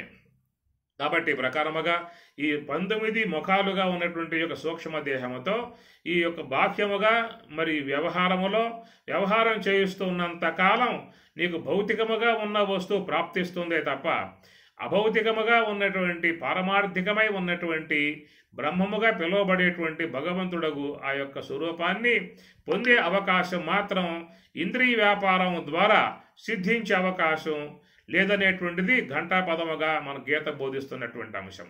చాలా విషయాలు అక్కడ వస్తాయి. సర్వద్వారాన్ని సంయమ్య అన్నాడు. సంనియమ్యేంద్రియ గ్రామం అని చెప్పి అన్నాడు సాట. సర్వద్వారాన్ని సంయమ్య మనోహృది నిరుధ్యచ మూర్ధనియాదాయాత్మన ప్రాణ ఆశ్చితో యోగ ధారణ అని చెప్పినంటూ ఆ యోగ ధారణ చేయమని చెప్పి నివృత్తి మార్గంలో ప్రయాణం చేయమని చెప్పిన అక్కడ ఆ శ్లోకంలో చెప్పిన మాట కనుక సర్వద్వారాన్ని సంయమ్య అనే మాట అక్కడ సర్వేంద్రియాన్ని సంయమ్య అనేటువంటి మాట సంనియమ్య ఇంద్రియ గ్రామం అని భక్తి యోగములో సంనియమ్య ఇంద్రియ గ్రామం అనే మాట. ఇట్లా చాలా సందర్భాలలో మీకు ఆ స్వామివారు అదే మాట చెప్తున్నటువంటి విధానము. కనుక వాటిని నేను సంయమనం చేయాలి, వాటిని యొక్క అధ్యయనంలో తీసుకోవాలి, నీ యొక్క నివృత్తి మార్గం వైపుకు వాటిని మళ్లించాలి అనేటువంటి యొక్క మాటగా చెప్పే అంశం ఏంటంటే నీకు పారమార్థికమై ఉన్నటువంటి స్వరూప అనుభవాన్ని పొందటానికి అక్కడ దోహదపడేటువంటి యొక్క అంశం అన్నమాట. కాబట్టి ప్రకారముగా ఆ 19 ముఖాలుగా ఉన్న సూక్ష్మదేహాన్ని మనం వాడుకున్నట్లయితే భౌతిక అంశాన్ని మాత్రం పొందగలుగుతామే తప్ప అభౌతికముగా పారమార్థికముగా ఉన్నటువంటి స్వరూపానుభవాన్ని పొందే అవకాశం మాత్రం లేదు. మీరు భగవద్గీతను క్షుణ్ణంగా అధ్యయనం చేసినట్లయితే దాంట్లో సూక్ష్మ అంశాలు గ్రహించుకున్నట్లయితే మీకు అవన్నీ కూడా చాలా స్పష్టముగా క్లారిటీగా అన్నీ కూడా మీకు తెలిసే అవకాశం అనేటువంటిది ఉంటుంది. కాబట్టి ప్రకారముగా సర్వధర్మాను పరిత్యజ్య అనేటువంటి మాట మీకు భౌతికములో చేసేటువంటి యొక్క ఈ కర్మలైతే ఉన్నాయో వాటి విషయంలో అన్వయమయ్యే అవకాశం ఉండదు అక్కడ. ఎందుకంటే సర్వధర్మాను పరిత్యజ్య అని చెప్పనంటే మరి లోకంలో అనేక వర్ణాలు ఉన్నాయి, అనేకమైనటువంటి సాంప్రదాయాలు ఉన్నాయి, అందరూ కూడా వాళ్ళ వ్యవహారాల్లో వాళ్ళు చేసుకుంటూ ఉన్నారు. కాబట్టి వాటికి అన్వయం అయ్యే అవకాశం ఉంటుంది. ఎక్కడ అవి ఎట్టి పరిస్థితుల్లో కూడా వ్యవహారంలో ఉన్నటువంటి వాట్లను మానే అవకాశం లేదు. ఇది మోక్షం యొక్క సంబంధమై ఉన్నటువంటి యొక్క అంశము కాబట్టి ఎవరికి వారికి అన్వయమయ్యేటువంటి యొక్క అంశం కాబట్టి సర్వధర్మాను పరిత్యజ్య అనేటువంటి యొక్క మాట ఇంద్రియ ధర్మములు అనేటువంటి విషయం మనకు గ్రహించుకోవాల్సి ఉంటుంది. కాబట్టి ఏ ఇంద్రియములైతే వాటికి స్వాభావికముగా ఏ ధర్మాలైతే వచ్చాయో వాటిని ఉపసంహరణ చెయ్యి అనేటువంటి యొక్క మాట అన్నమాట. ఎందుకంటే ఇవన్నీ కూడా స్వాభావికమైనటువంటి యొక్క ధర్మాలు. ఇవన్నీ కూడా కఠినంగా ఉండటం పృథివీ ధర్మం, ద్రవించటం జలం యొక్క ధర్మం, దహించటం అగ్ని యొక్క ధర్మం, సంచారం చేయటం వాయువు యొక్క ధర్మం. ఈ ప్రకారముగా ప్రకృతి పరంగా అన్నీ కూడా వాటి ధర్మాలు వాటికి ఉన్నాయి. అయితే ప్రకృతి పరంగా ఉన్నటువంటి ఈ పంచభూత ధర్మాలు అనగా పృథివీ జలము అగ్ని వాయువు ఇవన్నీ కూడా మరి వాటి యొక్క ధర్మాలు పూర్తిగా లేకుండా చేసేటువంటి యొక్క అంశం అది మనకు సంబంధం గల అంశం కాదు. అది ఈశ్వరుడు ప్రళయకాలములో ఆయన వాట్లను లేకుండా చేసుకునే పని ఆయన చేసుకుంటాడు. అనగా పృథివీ జలములో, జలం అగ్నిలో, అగ్ని వాయువులో, వాయువు ఆకాశంలో, ఆకాశం ఎట్లా మొత్తం కూడా అవ్యక్త తత్వంలోకి వెళ్ళిపోయేట్లుగా ఆ యొక్క విధానం అనే ప్రక్రియ అది ఈశ్వరుడి యొక్క సంబంధమై ఉన్నటువంటి అంశము. తిరిగి మరలా ప్రకృతి సృష్టి నిర్మాణ విషయం చూసినట్లయితే ఏతస్మాదాత్మనాకాశ సంభూత ఆకాశాద్ వాయు వాయు అగ్ని అన్నట్లుగా అవన్నీ మళ్ళీ ఆవిర్భావం కావటం, తిరోధానం కావటం ఈ రెండు కూడా ఈశ్వర సంబంధమై ఉన్నటువంటి అక్కడ ఆయన యొక్క అంశది కనుక వాటి యొక్క విషయాలు అటు యొక్క సర్వధర్మ పరిత్యజ్య అనేది ఈశ్వర సంబంధముగా చూసినట్లయితే అక్కడ అవర్తింపబడతాయి. ఇక్కడ జీవుడికి చెప్పే అంశము కాబట్టి ఏ జీవుడైతే ఇంద్రియముల యొక్క సంబంధము కలిగి కేవలం భౌతికమునందే నిమగ్నమైపోయి ఈ అనేక కర్మలు ఆచరిస్తూ కర్మ సంబంధమైన ఫలితాలకు లోనవుతూ యొక్క పుణ్యపాపాలకు లోనవుతూ ఆ పుణ్యపాప ప్రభావాలతో తిరిగి మరలా అనేక దేహాలు ధరించే విధానముగా పోతున్నటువంటి వాటి విషయంలో చూసినట్లయితే సర్వధర్మాను పరిత్యజ్య మామేకం శరణం వ్రజ అహం త్వా సర్వపాపేభ్యో మోక్షయిష్యామి. కాబట్టి మోక్షం అనేటువంటి విషయం చూసినట్లయితే ఇక్కడ మరి ఇంద్రియములు అనబడేటువంటి వాటి ఆ ధర్మాలను వాటి ప్రవృత్తి మార్గాలని లేకుండా చేయగలిగేటువంటి యొక్క పని అనేటువంటి యొక్క అంశం ఎక్కడ ఏర్పడుతుంది. కురవన్ ఏవేహ కర్మాని అని చెప్పనంటే కాబట్టి ప్రకారముగా కురవన్ ఏవ ఈహ కర్మాని ఈ ప్రకారంగా నివృత్తి సంబంధించిన అంశం తీసుకున్నట్లయితే మనస్సుని శ్వాసతో అనుసంధానం చేసినప్పుడు అవి అక్కడ జరిగేటువంటి యొక్క ప్రక్రియ నీకు తెలియకుండానే సర్వేంద్రియముల యందు కూడా ఉపశమనం ఏర్పడుతుంది. ఉపశమనం ఏర్పడుతుంది. తైత్రం చెప్పినట్లుగా మరి ఆప్నోతి స్వరాజ్యం ఆప్నోతి మనసస్పతి వాక్పతి చక్షుష్పతి శ్రోత్రపతి విజ్ఞానపతి అనే మంత్రంలో కూడా నీకు అవన్నీ కూడా ఉపశమింపబడేటువంటి యొక్క విధానం. శాంతి సమృద్ధం ఆకాశ శరీరం బ్రహ్మ సత్యాత్మ ప్రాణారామం మన ఆనందం అనేటువంటివన్నీ కూడా స్వరూప స్థితిని మనకి తెలియజేసేటువంటి యొక్క అంశముగా ఉన్నాయి. కాబట్టి అందువల్ల ఇక్కడ తీసుకోవాల్సినటువంటి యొక్క అంశము సర్వధర్మాను పరిత్యజ్య అని చెప్పి అన్నప్పుడు కేవలం స్థూల దేహానికి లేదా భౌతికముగా ఉన్నటువంటి వర్ణములకు కానీ లేదా వ్యక్తుల యొక్క కుటుంబ సంబంధ వ్యవహారాలకు కానీ అక్కడికి పోయే అవకాశం లేదు. అది లోక వ్యవహారం అందరి పాటించాల్సి ఉంటుంది. అవి ఎవరో కూడా తప్పి ప్రవర్తించే అవకాశం ఎవరికి లేదు. కాబట్టి ఏ వర్ణంలో ఉన్నవాడు, ఏ మతములో ఉన్నవాడు, ఏ సాంప్రదాయంలో ఉన్నటువంటి వాడు, ఏ యొక్క సమాజంలో ఉన్నటువంటి వాడు ఆ సమాజం యొక్క ధర్మాలు కానీ ఆ కుల ధర్మాలు కానీ ఆ యొక్క వృత్తి ధర్మాలు కానీ ఏవైతే ఉన్నాయో అవి కేవలం జీవన విధానాన్ని ముడిపడి ఉన్నాయి. కాబట్టి అవి ఎట్టి పరిస్థితులలో కూడా ఎవరో కూడా వదిలిపెట్టేందుకు అవకాశం ఎవరికీ లేదు. వదిలిపెట్టే అవకాశం లేదు. వదిలిపెడితే జీవనం గడిచే అవకాశం లేదు.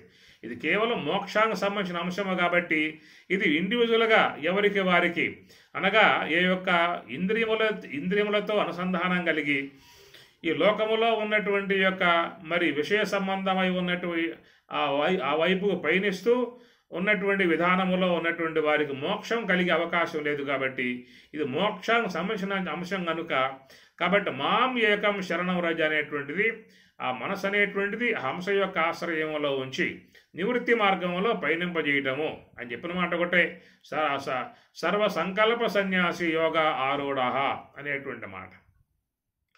చాలా అంశాలు మన భగవద్గీతలో ఇట్లా వస్తాయి. కాబట్టి ఈ ప్రకారం మనసు అనేటువంటి యొక్క వస్తువుని బ్రహ్మమునందు చేర్చేటువంటి విధానం కనుక ఆ ప్రకారముగా మాం ఏకం అనేటువంటి మాట కూడా మనం గ్రహించాల్సి ఉంటుంది. ఎక్కడ మాం ఏకం అని చెప్పి అన్నప్పుడు మహాకారణములో ఉన్నటువంటి ఈశ్వరుడు అని అర్థం. ఇంత మనం చెప్పుకున్నాం. తస్య కర్తారం అపి మాం విద్ధి అకర్తారం అవ్యయం. రెండు మాటలు కూడా తస్య కర్తారం అన్నమాట ఈశ్వరుడు, విద్ధి అకర్తారం అన్నమాట శుద్ధ బ్రహ్మము. కాబట్టి ఇక్కడ మనలో మహాకారణమునందు ఉన్నటువంటి ఆయన ఈశ్వరుడు. ఆ మహాకారణం దాటితే సుషుమ్నాలో ఉన్నటువంటి శుద్ధ బ్రహ్మము ఆయన మరి ఆ యొక్క సచ్చిదానంద పరబ్రహ్మము. కాబట్టి మాం ఏకం శరణం రజ అని చెప్పనే మాట మహాకారణములో చేరి ఉన్నటువంటి యొక్క ఆ శ్వాస యొక్క ఆశ్రయములో ఈశ్వరుని యొక్క సాన్నిధ్యములో ఉండటం అనేటువంటి యొక్క అర్థము. ఆ ఒక్క ఈశ్వరుని ఆశ్రయించినట్లయితే ఇక్కడ అన్ని ధర్మములు తొలగిపోతాయని చెప్పనమాట. అంటే ఏమిటి? కర్మేంద్రియములు వాటి ధర్మాల నుంచి అవి విడబడతాయి. అనగా వాక్కు మాట్లాడే విధానము, పాదం గమనము, పాని ఇవ్వటం, పుచ్చుకోవటం, గుహ్యము, పాయు వాటి కర్మలు కానీ, నేత్రేంద్రియముల యొక్క వినటము, తినటం ఇవన్నీ కూడా వాటి యొక్క సంబంధం ఉన్న ధర్మాలు. అనగా స్వాభావికంగా ఏర్పడితే దాని ధర్మం అంటారు. ఆ ధర్మ సంబంధమైన వ్యవహారమే కర్మ అని చెప్పి అన్నారు. కాబట్టి ప్రకారముగా ఇంద్రియముల యందు ఉన్నటువంటి యొక్క వ్యాపారం అంతా కూడా స్వతసిద్ధముగా ప్రకృతి ద్వారా ఏర్పడింది. కాబట్టి అవన్నీ వాటి యందు ధర్మములుగా పిలువబడుతూ ఉన్నాయి. కాబట్టి ఈ ధర్మములు అని చెప్పిన నేత్రేంద్రియం చూస్తూ ఉంటుంది, నువ్వు వద్దన్నా చూస్తూ ఉంటుంది. చెవి వింటూ ఉంటుంది, నువ్వు వద్దన్నా వింటూనే ఉంటుంది. కాబట్టి ప్రకారముగా ఇంద్రియాలు వాటి వ్యాపార విధానం అంతా కూడా ప్రకృతి పరంగా స్వతసిద్ధంగా ఏర్పడింది. కాబట్టి అవన్నీ కూడా లేకుండా పోవాలని చెప్పనంటే నీవు ఎట్టి పరిస్థితులలో కూడా లేకుండా చేయగలిగే అవకాశం నీకు లేదు. ఒక్క శ్వాస యొక్క ఆశ్రయంలో ఉంటేనే, మహాకారణముగు ఈశ్వరుని యొక్క ఆశ్రయంలో ఉంటేనే అంటే ఆ ఈశ్వరుడు మాత్రమే వాటి ఇంద్రియ ధర్మాలు అనేటువంటి వాటిని లేకుండా చేయగలిగే విధానం ఏర్పడుతుంది. ఆ మహాకారణాత్మక ఈశ్వరుడు ఆ ప్రకారముగా ఇంద్రియ ధర్మములు అనేటువంటి వాటిని లేకుండా చేయగలిగితేనే ఆయన ద్వారా నువ్వు శుద్ధ బ్రహ్మమును పొందే అవకాశం అక్కడ ఏర్పడుతుంది. ఆ ప్రకారముగా మాం ఏకం శరణం రజ అనే విధానముగా ఈశ్వరుని యొక్క ఆశ్రయాన్ని పొంది ఆ అనుగ్రహముతో సమస్త ఇంద్రియ ధర్మాలు అనేటువంటి వాటిని లేకుండా నివృత్తి మార్గంలో పయనించి మరి తురియ అతీతము యోగ సమాధిగా చెప్పేటువంటి దానములో ఆ యోగ సమాధిని పొందినటువంటి వాడు శుద్ధ బ్రహ్మమే అయి ఉన్నాడు. కాబట్టి అది కూడా ఈశ్వరానుగ్రహముతోనే శుద్ధ బ్రహ్మ స్థాయికి పోవాల్సి ఉంటుంది. ఎందుకంటే ఆ ఈశ్వరుడు మహాకారణము ఈశ్వరుని ఆశ్రయిస్తేనే నీకు ఇంద్రియ ధర్మాలన్నీ కూడా అవి ఒకటొకటే వాటి యొక్క ధర్మాలు వీడిపోయే అవకాశం ఉంటుంది.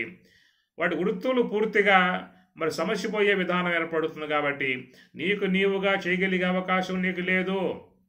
ఎందుకంటే అవి నువ్వు ఏర్పాటు చేసుకున్నటువంటి యొక్క అంశములుగా నువ్వు ఏర్పాటు చేసుకున్నటువంటివి మాత్రమే అవి నీ యొక్క అధ్యయనములో ఉంటాయి. నువ్వు స్విచ్ చేస్తే తిరుగుతుంది ఫ్యాను, ఆఫ్ చేస్తే ఆ ఫ్యాన్ ఆగిపోతుంది. ఇవన్నీ కూడా నీ అధ్యయనములో నువ్వు ఏర్పాటు చేసుకున్నటువంటివన్నీ కూడా ఇక్కడ ఇంద్రియములు ఏవైతే ఉన్నాయో అవన్నీ కూడా ఈశ్వరుని ద్వారా నియామకం చేయబడ్డాయి. అవి నువ్వు చేసుకున్నటువంటివి కావు, ఈశ్వరుని చేత నియామకం చేయబడ్డాయి. కాబట్టి వాటిని పూర్తిగా లేకుండా చేయాలని చెప్పన్నా కూడా ఈశ్వరుడే చేయాల్సి ఉంటుంది. ఇది గమనించాల్సినటువంటి యొక్క అంశము. కాబట్టి ఈశ్వరుని చేత నియామకం చేయబడ్డటువంటి యొక్క ఇంద్రియ వ్యాపార ధర్మాలు అవి లేకుండా చేయాలని చెప్పి అన్నట్లయితే ఈశ్వరుని యొక్క ఆశ్రయంలో ఉన్నటువంటి వారికి మాత్రమే ఈశ్వరుని ద్వారా మాత్రమే అవి ఉపశమనం కలిగే విధానం ఏర్పడుతుంది. కాబట్టి మాం ఏకం శరణం అన్నమాట అర్థం. అది మాం ఏకం శరణం అనగా ఆ యొక్క మహాకారణముగా ఉన్నటువంటి ఈశ్వరుణ్ణి ఆశ్రయించినప్పుడు ఆయన మోక్షయిష్యామి నేను చేస్తున్నా అని చెప్పి అన్నాడు. మోక్షయిష్యామి కాబట్టి ప్రకారముగా సహా మోక్షయిష్యతి వాడు చేస్తూ ఉన్నాడు. త్వం మోక్షయిష్యసి నువ్వు చేస్తూ ఉన్నావు. అహం మోక్షయిష్యామి కాబట్టి దాంట్లో మోక్షయిష్యతి అని చెప్పి అనలేదు, మోక్షయిష్యసి అని చెప్పి అనలేదు, మోక్షయిష్యామి నేను చేస్తున్నానని చెప్పి అన్నాడు. ఆ నేననేటువంటి యొక్క మాట నీకు మహాకారణములో చేరి ఉన్నటువంటి ఈశ్వరునికి మాత్రమే వర్తిస్తుంది. మాం శరణం రజ, కాబట్టి నన్ను నువ్వు శరణ వేడినట్లయితే నేను చేస్తానని చెప్పి అన్నాడు. ఎందుకని చెప్పానంటే అవన్నీ కూడా నా ద్వారా స్వతసిద్ధం ఏర్పడ్డటువంటి ఇంద్రియాలు కాబట్టి ఆ ఇంద్రియ వ్యాపార ధర్మాలు లేకుండా చేయగలిగేటువంటి విధానం నాకు మాత్రమే ఉన్నది. అయితే మాం ఏకం శరణం, నువ్వు చేయాల్సిన పని ఏంటంటే నన్ను శరణ వేడు, నన్ను ఆశ్రయిస్తే మోక్షయిష్యామి నేను చేస్తా అని చెప్పి అన్నాడు. కాబట్టి ఈ ప్రకారముగా ఏ యొక్క ఇంద్రియ కర్మేంద్రియ కర్మలు, జ్ఞానేంద్రియ కర్మలు, మరి అంతరేంద్రియ కర్మలు, ప్రాణకర్మలు, ధర్మములు ఇవన్నీ కూడా పూర్తిగా ఎక్కడైతే మరి ఆ బ్రహ్మమునందు నిలిచిపోతూ ఉన్నాయో ఈశ్వరానుగ్రహముతో, ఆ విధముగా ఈ కర్మలు ఈ ప్రకారంగా ఆచరించినటువంటి వాడు ఏ యొక్క బ్రహ్మము యొక్క అనుభవాన్ని పొందగలుగుతూ ఉన్నాడో ఆ బ్రాహ్మీ అనుభవాన్ని పొంది ఉన్నటువంటి వాడు తర్వాత తన వ్యవహారములో వాడు ఏ కర్మను కూడా అంటే అవకాశం లేదు. ఏవం త్వయి నాణ్యత అస్తి నా కర్మ లిప్యతే నరే, అలాంటి వాడు ఏ కర్మకు కూడా బద్ధుడయ్యే పరిస్థితి వానికి రాదు అనేటువంటి యొక్క అంశం అన్నమాట. కాబట్టి ఈ ప్రకారముగా మనం చూసినట్లయితే ఈ కర్మలు అనబడేటువంటి విధానాన్ని మనం రెండు భాగాలకు తీసుకున్నాము. ఒకటేమో భౌతికముగా ఉన్నటువంటి కర్మ వ్యవహారము, రెండవది పారమార్థికముగా ఉన్నటువంటి యొక్క ఈ కర్మ విధానము. ఒకటేమో ప్రవృత్తికి సంబంధించిన కర్మ విధానము, రెండవది నివృత్తికి సంబంధించిన కర్మ విధానము. ప్రవృత్తికి సంబంధించిన కర్మ విధానములో మనకి ఈ భౌతిక ప్రపంచం అనేటువంటిది పొందడం జరుగుతుంది. నివృత్తికి సంబంధించిన కర్మ విధానములో పారమార్థిక బ్రహ్మమును పొందటం జరుగుతుంది. ఇది గమనించాల్సిన అంశం. అనగా ఈ కర్మ విధానములో భౌతిక సంబంధమై ఉన్న వ్యాపార విధానం చూసినట్లయితేనేమో నీకు ప్రకృతి సంబంధమై ఉన్నటువంటిది ప్రాప్తించే విధానం ఉంటుంది. నివృత్తి మార్గం యొక్క సంబంధమై ఉన్నటువంటి యొక్క కర్మ విధానమైనట్లయితేనేమో పారమార్థిక వస్తువు ప్రాప్తింపజేసుకునే అవకాశం ఏర్పడుతుంది. అట్టి ఆ కర్మలు ఆచరించేవాడు కురవన్నేవేహ కర్మాని జిజీవిషేత్ శతం సమాహ, 100 ఏండ్ల కాలమైన జీవింపగోరుమో ఆ ప్రకారముగా జీవింపగోరి నువ్వు ఈ ప్రకారం కర్మలు ఆచరించినట్లయితే నీవు కర్మల చేత అంటబడవనేటువంటి యొక్క మాట ఇటు పారమార్థికముగా నివృత్తికి సంబంధించిన అంశముగా, అనగా వేదం ఉత్తర భాగము, వేదం పూర్వ భాగము రెండు ఉన్నాయి. ఈ పూర్వ భాగ విధానముగా ఉన్నటువంటి వాళ్ళు చేసే కర్మలైనట్లయితే దాని ద్వారా వాడిని పుణ్యము అంటుతుంది, దాని ద్వారా పాపము అంటుతుందే తప్ప అంటకుండా ఉండే అవకాశం లేదు. నివృత్తి మార్గముగా ఉన్నటువంటి వారై ఆ యొక్క కర్మలు ఆచరించేవారు ఏమిటా కర్మలు అని చెప్పానంటే జ్ఞానేంద్రియముల ఉపశమనం, కర్మేంద్రియముల ఉపశమనం, అంతరేంద్రియములు ఉపశమనం, అన్నీ కూడా ప్రాణవాయువులు ఉపశమనం, ఇవన్నీ కూడా అయిపోవటాన్ని నివృత్తికి సంబంధించినటువంటి యొక్క కర్మ విధానం అవుతుంది. అట్టనే మరొక అంశం చూసినట్లయితే స్వామి చెప్పిన విధానములో స్థూల దేహానికి ఆధారం శ్వాస, శ్వాసకు ఆధారం కుండలిని, దానికి ఆధారం సంకల్పం, దానికి ఆధారం మనస్సు, మనస్సుకు ఆధారం బుద్ధి, బుద్ధికి ఆధారం జీవుడు, జీవునికి ఆధారం ఈశ్వరుడు అని చెప్పి అన్నాడు. కాబట్టి ఈ నివృత్తి విధానముగా ఉన్నటువంటి వాళ్ళు ఏం చేస్తున్నారని చెప్పానంటే స్థూల దేహ సంబంధమై ఉన్న కర్మలు పూర్తిగా ఉపసంహరణ చేయించడం, స్థూల దేహం తర్వాత సూక్ష్మ శ్వాస, ఈ శ్వాస యొక్క సంబంధమై ఉన్నటువంటి దశవిధ కర్మలు అవి ఉపశమనం పొందటం, ఆ తర్వాత సూక్ష్మదేహం ఇంద్రియ వ్యాపారం మొత్తం కూడా ఉపశమనం పొందటం, ఆ తర్వాత బుద్ధి, ఆ బుద్ధి జీవుని యందు, జీవుడు ఈశ్వరుని యందు, ఈశ్వరుడు శుద్ధ బ్రహ్మమునందు. ఈ ప్రకారముగా ఏవం త్వయి నా అన్యతః అస్తి, ఈ ప్రకారముగా ఆచరించే విధానముగా ఉన్నటువంటి వాడు నా కర్మ లిప్యతే నరే, అట్టివాడు మరి ఏ యొక్క కర్మకు అతడిక అంటాడు. ఎందువలన మండుతున్న అగ్నివాడు, ప్రకాశిస్తున్న సూర్యుడు, ఆయన ఏ దోషాలు కూడా అంటే అవకాశాలు లేవు. సూర్యుడు శుద్ధ జలంలో ప్రతిఫలిస్తాడు, హీన జలంలో ప్రతిఫలిస్తాడు, దేని యొక్క విధానాలు ఆయనకి ఏమి కూడా అంటవు. అట్లాగా జ్ఞాని అయి, బ్రహ్మజ్ఞాని అయి, తత్వజ్ఞాని అయి లోకంలో సంచరించినప్పటికీ కూడా ఆయన్ని ఏ కర్మలు అంటవు అనే మాట మనకి గీత ద్వారా తెలిసేటువంటి యొక్క అంశము. యస్వాత్మరతిరేవ స్యాత్ ఆత్మతృప్తశ్చ మానవః ఆత్మన్యేవ సంతుష్టః తస్య కార్యం న విద్యతే అనే మాట పరమాత్మ అంటాడు. ఆత్మతోనే ఆనందిస్తాడు, ఆత్మతోనే ఉంటాడు. కాబట్టి అటు ఆత్మగుడే ఉన్నటువంటి వాడిని ఏ దోషాలు కూడా అంటే అవకాశం లేదు. కాబట్టి కనుక ఈ ప్రకారముగా లోకంలో జాతస్య హి ధ్రువో మృత్యు. కాబట్టి జాతస్య పుట్టింది మొదలు మృతస్య చనిపోయేదాకా మానవులు చేసేటువంటి ఏ కర్మలైతే ఉన్నాయో ఆ కర్మల సంబంధమై ఉన్న ఫలితాలకు లోనవుతూ ఉన్నారు. లోనై ఉన్నటువంటి వాడు మృతస్య చనిపోయిన తర్వాత జన్మము ద్రవం నిశ్చయం అనేటువంటిది. కనుక ఈ ప్రకారముగా లోకములో పుట్టింది మొదలు మరణ పర్యంతం వరకు ప్రతి ఒక్కరూ కూడా ఏదో కర్మను ఆచరిస్తూ ఉన్నటువంటి విధానములోనే నహి కశ్చిత్ క్షణమపి జాతు తిష్టతి అకర్మకృత్ కార్యతే హి అవశః కర్మ సర్వ ప్రకృతి జై గుణై. కాబట్టి ప్రకృతి దానివల్ల పుట్టినటువంటి గుణై గుణములకు లోబడి ఉన్న జీవులు కాబట్టి తప్పనిసరిగా వారు కర్మలు ఆచరిస్తూనే ఉంటారు. ఆ కర్మలు ఆచరించగా దాని ద్వారా వచ్చేటువంటి యొక్క పుణ్యపాప ఫలాలకు లోనై మృతస్య చనిపోయిన వాడు జన్మము ద్రవం నిశ్చయం అనేటువంటి యొక్క అంశం అనేది దాంట్లో ఏర్పడుతుంది. ఓం సహనా భవతు సహనౌ భునక్తు సహ వీర్యం కరవావహై తేజస్వినావధీతమస్తు మా విద్విషావహై. ఓం శాంతి శాంతి శాంతి. హరి ఓం తత్సతు.